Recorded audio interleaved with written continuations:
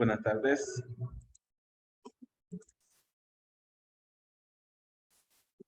Buenas. Buenas, ingeniero. Buenas tardes. Vamos a continuar con la clase. Vamos a ver si logramos terminar hoy lo que es contenido teórico para que vayamos solo a lo que es la parte práctica.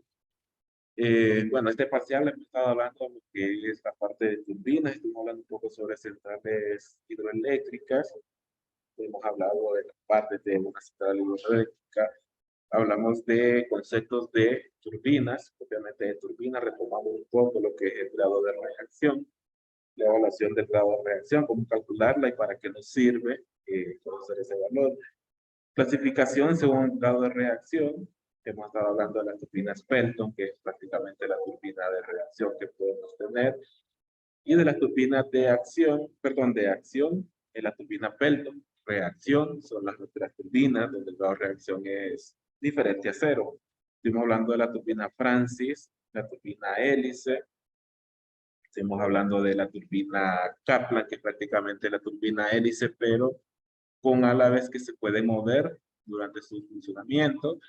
Y la turbina Derias, que es la turbina Francis, pero que también sus álabes se pueden mover durante su funcionamiento. Hoy estuvimos hablando un poco sobre el número específico de revoluciones, que en sí no es un valor de cantidad de revoluciones que está dando la turbina, sino solamente un método de comparar geométricamente una turbina con otra turbina. Y cuando nos hablamos comparar geométricamente, nos referimos a la forma del rodete, digamos.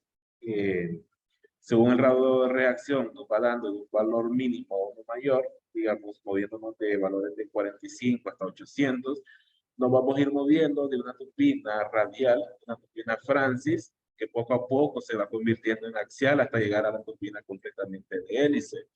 Entonces, esa es una forma de evaluar geométricamente las turbinas y para eso nos sirve pues el número específico de revoluciones.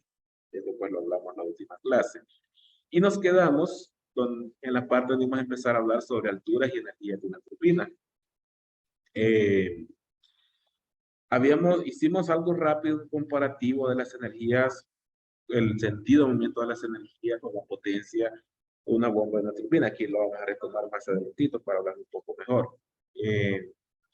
Pero ya hablando de altura neta que recibe la turbina, ahora hay que conceptualizar que en una bomba nosotros, o la bomba le entregaba la energía al fluido. Ahora en una turbina vamos a conceptualizarlo al revés, que el fluido le entrega la energía a la turbina. Y esa energía sigue siendo H real, no la H teórica. Sigue siendo H, pero ahora hay un concepto diferente. H, que me entrega el fluido, debe ser igual a la energía útil teórica o la energía interna de la turbina más las pérdidas internas.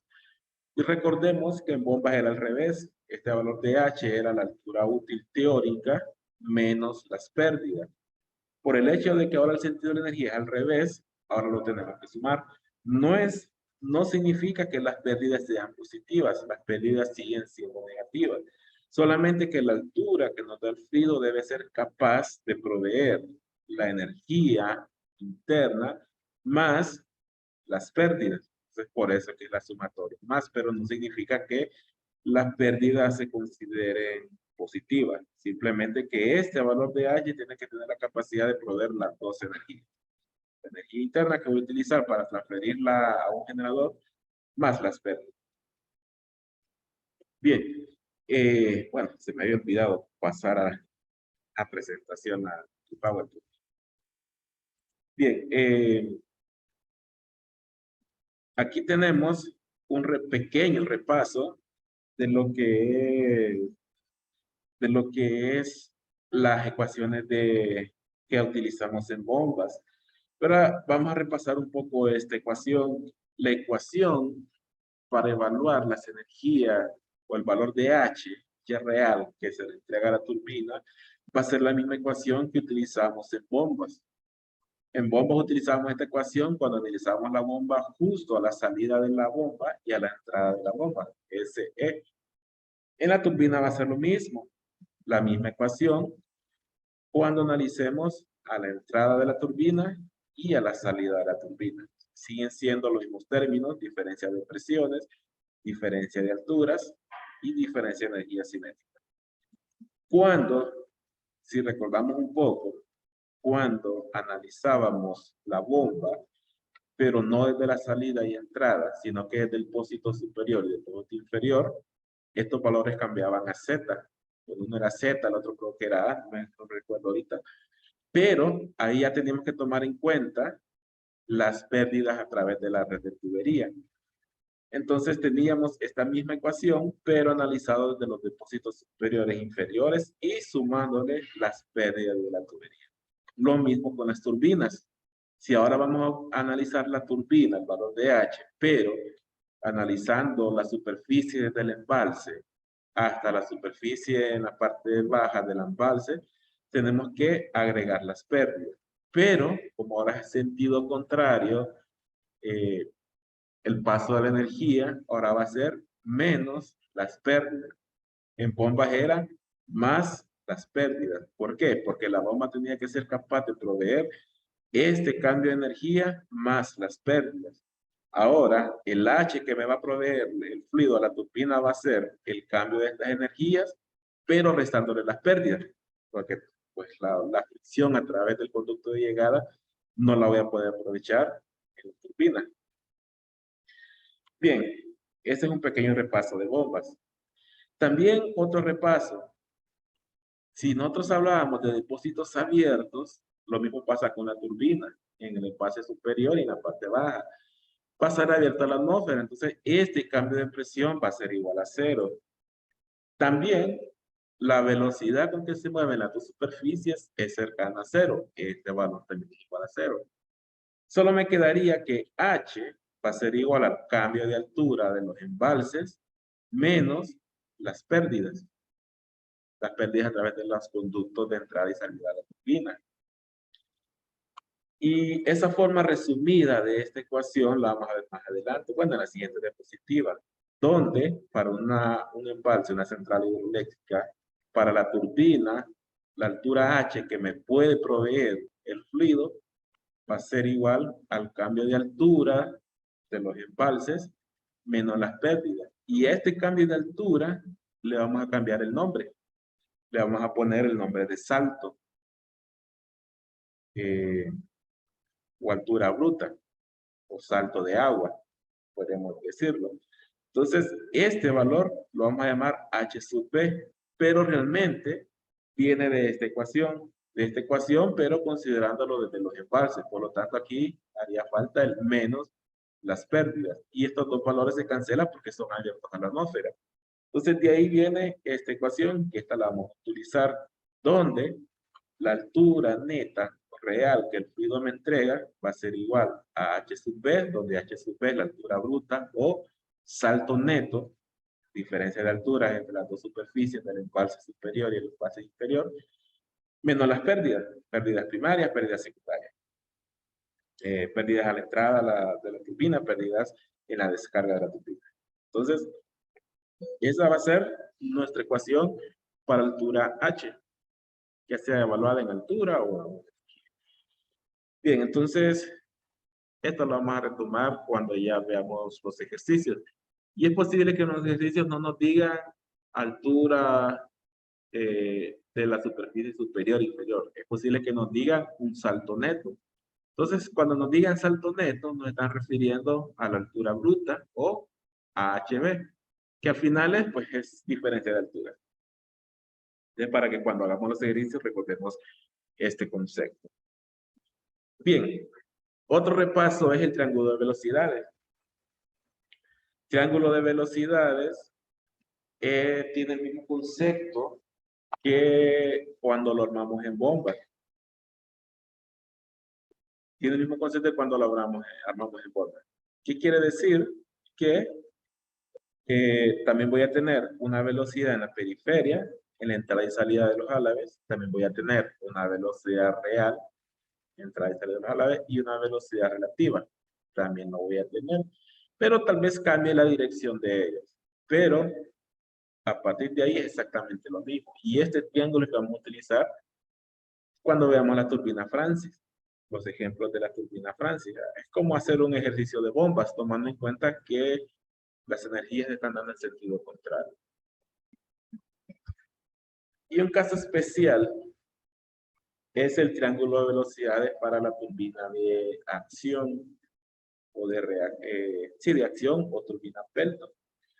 Porque vimos la última clase la forma del rodete, que es un cucharón. Realmente no es un álave curvo donde el fluido se mueve del exterior hacia el interior. Aquí no. El álave es este cucharón y el fluido lo que hace es que choca en este cucharón. Choca y lo empuja. Empuja el rodete para que esté girando. Pero el fluido nunca se mueve hacia el centro del rodete, que es lo que hace en los rodetes curvos, con álabes curvos.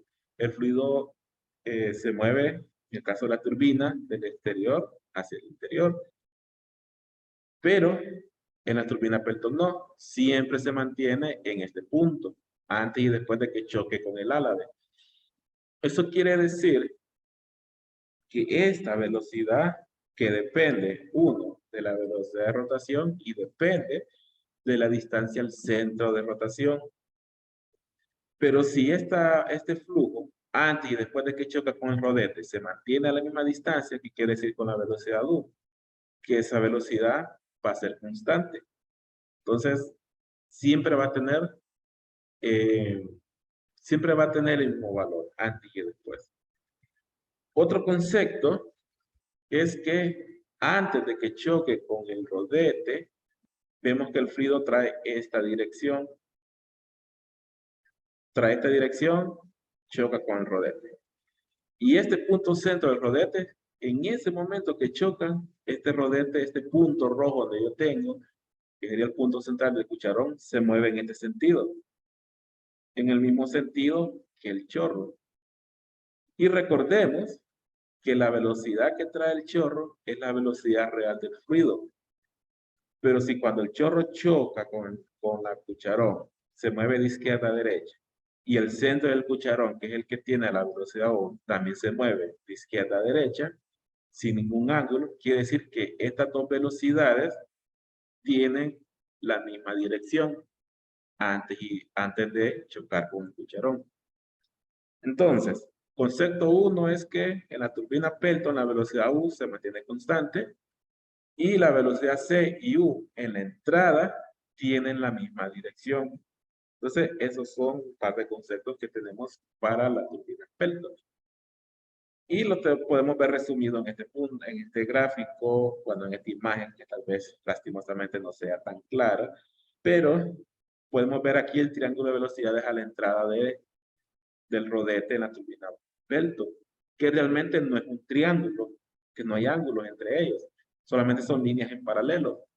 ¿Y qué es lo que pasa? Como mencionamos hace un momento, el chorro trae una velocidad C antes de chocar con el rodete, y aquí el cucharón tiene una velocidad U en la misma orientación. Entonces, esta con esta tienen la misma dirección, no la magnitud, pero sí la dirección. Entonces, por eso ambas son horizontales.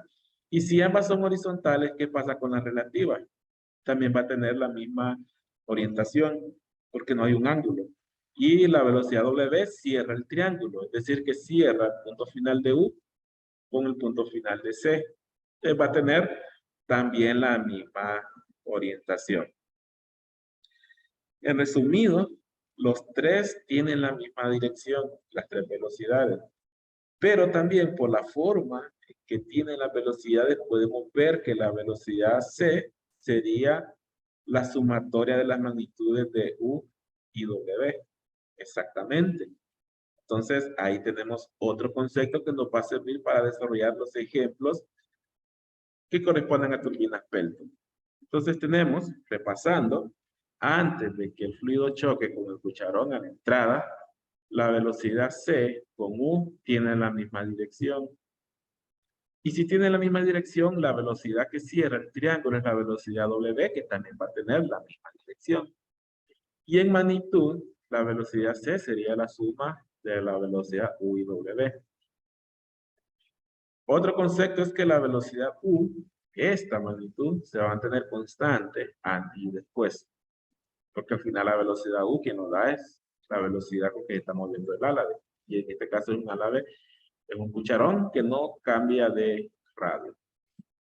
Bien, una vez que el chorro choca, puede venirme para este mejor. Una vez que ya chocó y sale, el fluido se divide en dos.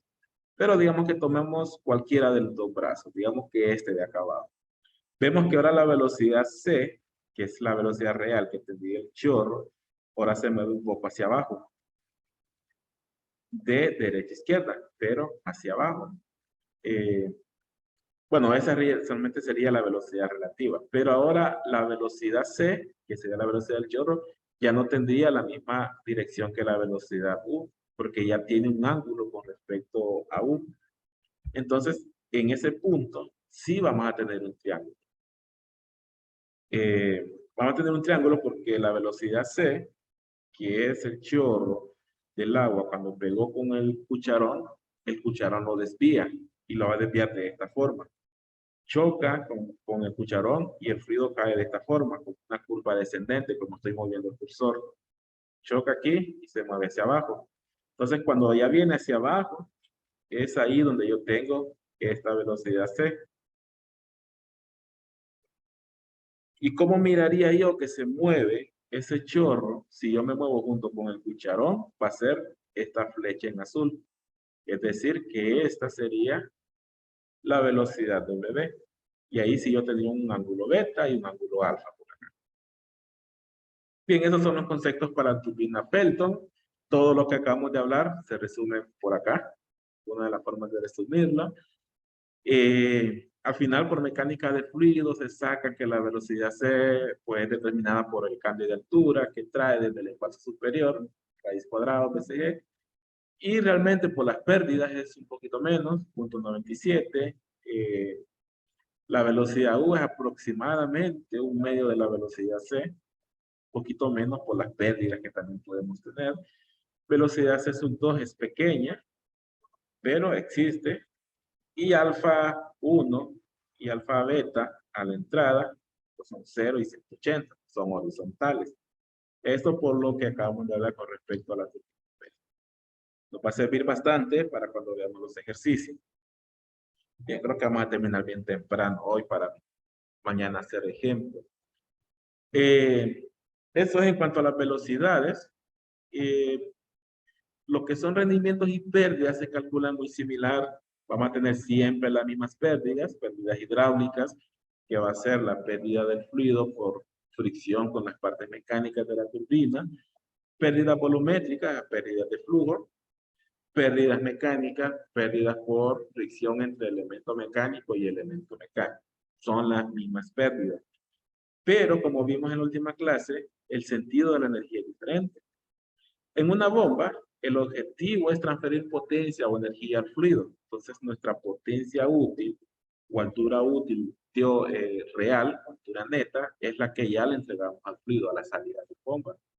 Y partíamos desde, si fuese un motor eléctrico, consumo eléctrico, potencia eléctrica, este transfiere potencia mecánica al eje, aquí hay pérdidas mecánicas, de aquí se transfiere potencia interna al rodete, aquí hay pérdidas hidráulicas y volumétricas, y termina transfiriéndose la potencia útil real. Esta potencia de acá, esta de acá, era la potencia total disponible que teníamos en la bomba, y esta es la potencia que realmente terminamos transfiriendo al fluido. De una forma de evaluar la eficiencia térmica hubiese sido, o la eficiencia hubiese sido esta potencia entre esta potencia.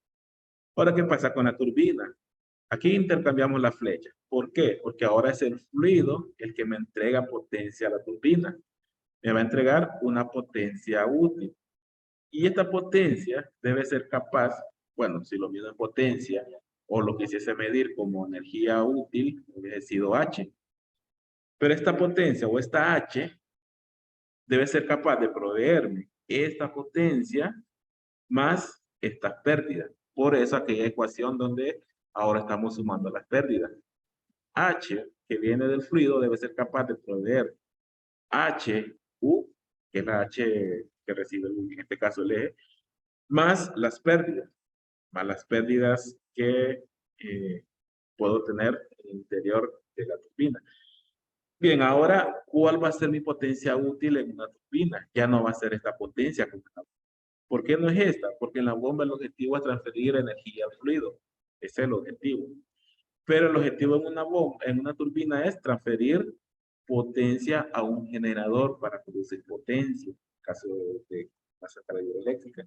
Entonces ahora mi utilidad es la potencia que el eje le entrega al generador, que en las bombas es la potencia de accionamiento y va a tener el mismo símbolo. Pero para nosotros ahora esta va a ser la potencia útil. Entonces ahora cuando hagamos ejercicios de potencia útil se va a simbolizar como P sub A.